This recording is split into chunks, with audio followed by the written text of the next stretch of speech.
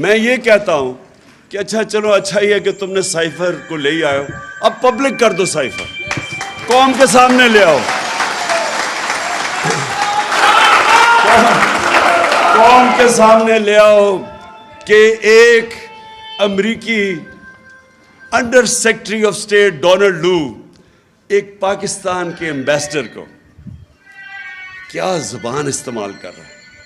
किस तकब्बुर से कह रहा है कि अगर तुमने अपने प्राइम मिनिस्टर को